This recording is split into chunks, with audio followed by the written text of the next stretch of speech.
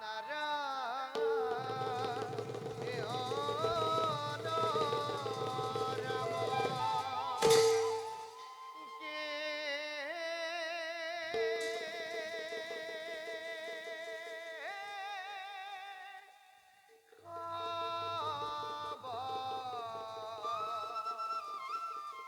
হরি রাম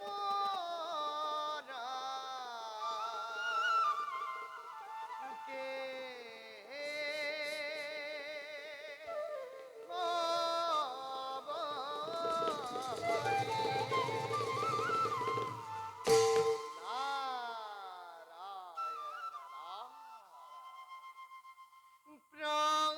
প্রথমে প্রণাম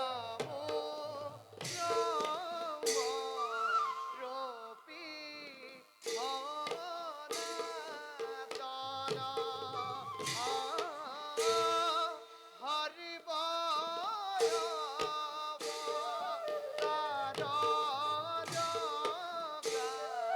রণ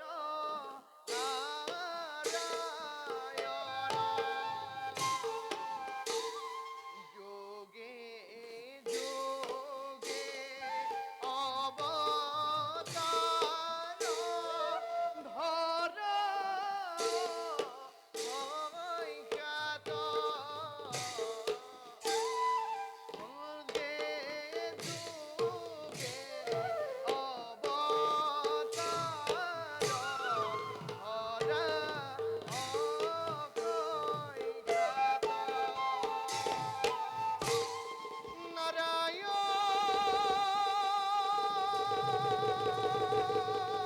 নারায়ণ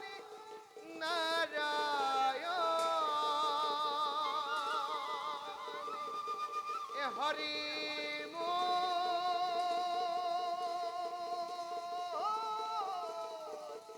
হে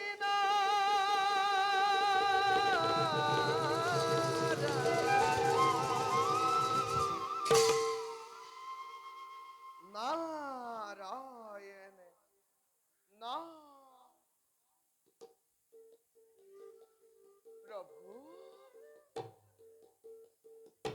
আহ, প্রভু প্রভু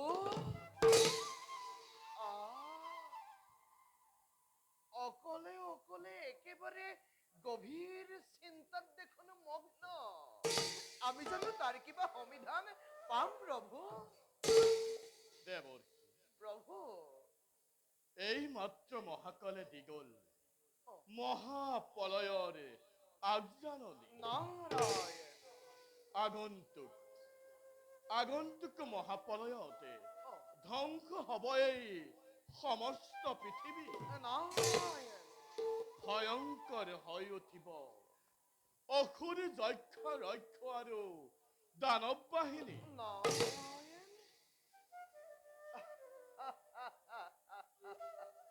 হে জনাৰ্দন এইবিলাকে সংসাৰ কৰিবলৈ ৰুদ্ৰনো কিমান সময়ৰ প্ৰয়োজন কাৰণ দুষ্টকে দমন শান্তক পালন অৱশ্যে কৰিবই লাগিব দেৱৰ্ষি প্ৰভু তুমি কথাটো বৰ পাতলকৈ চিন্তা কৰিছা কাৰণ ধ্বংস হৈ যোৱা পৃথিৱী পুনৰ সৃজন কৰাটো কিন্তু ইমান সহজ নহয় দেৱৰ্ষি অৱশ্যে ঠিকেই প্ৰভু এই মহাপ্ৰলয়তে পৰি কোনো কতো বাচি নাথাকিব কিন্তু দেৱৰ্ষি কিন্তু প্ৰভু মহাকালে কৈ গ'ল মহাকালে কি কৈ গ'ল প্ৰভু এই মহাপ্ৰলয়ৰ মাজত জীয়াই থাকিব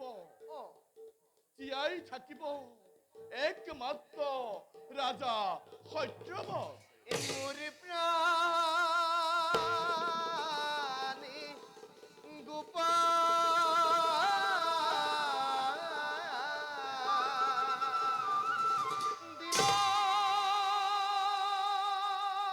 দীনবন্ধু হে নারায়ণ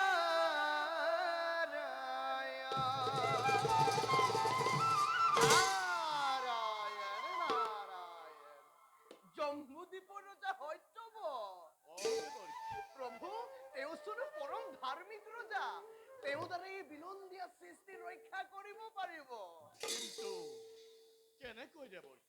তেন্তে শুনক প্ৰভু, কোৱা দেৱৰ্ষী। মহাপ্ৰলয় আৰম্ভ হোৱাৰ আগতেই প্ৰয়োজনীয় সকলোবোৰ বস্তু সংগ্ৰহ কৰি ৰাখিবলৈ কওক। কেনেকৈ জীৱ জন্তু ৰাখিব লাগিব সেইবিলাক যাতে ধ্বংস নহয় তাৰ পুনৰ ব্যৱস্থা কৰিলেই এই বিনন্দীয়া সৃষ্টি ৰক্ষা কৰিব পাৰিব। আমিও তাকেই ভাবিছো দেৱৰ্ষী। নাৰায়ণ কিন্তু দেৱৰ্ষী, প্ৰভু, মাজে সময়ে এনেদৰে দিহা পৰামৰ্শ দিবলৈ আহি থাকিবা কিন্তু। নিশ্চয় প্ৰভু। এতিয়া প্ৰভু, এই বাৰ্তা দেৱ আৰু নৰ সমাজত তুমি কৰাগৈ প্ৰচাৰ।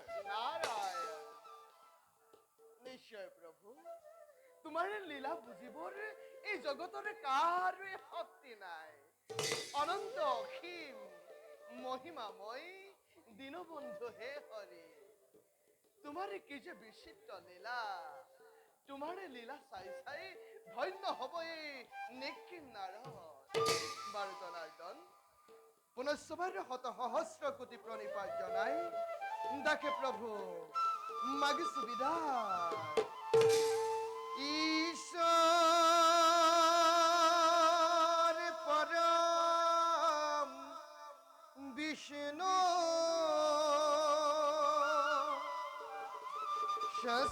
সচিদানন্দ বিগ্রহ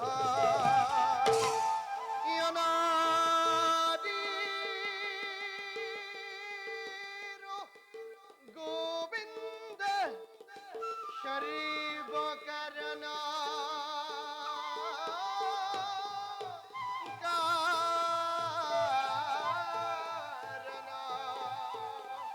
সর্ব কারণ কারণ সর্ব কারণ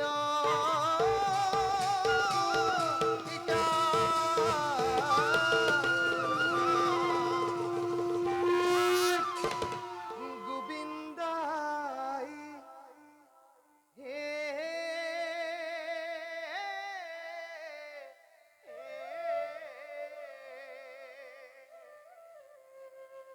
কিনো তোমার লীলা, তোমারি গুণ গাই গাই ভুরু নাই বনা, এ হাততে বিনা বজা।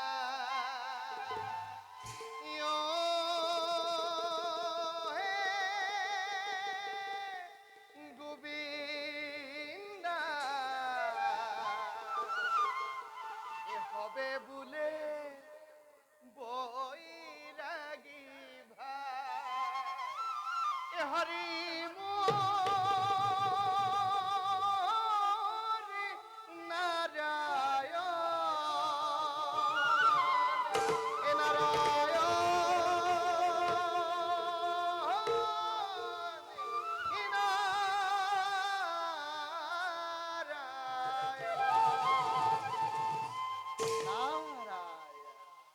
এ হরি রাম রাম রাম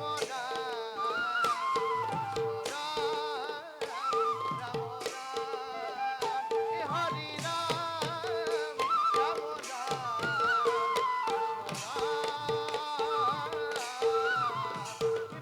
রাম নম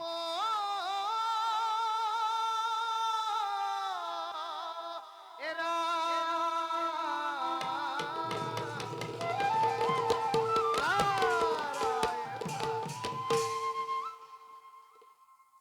যাওঁ যাওঁ এবে।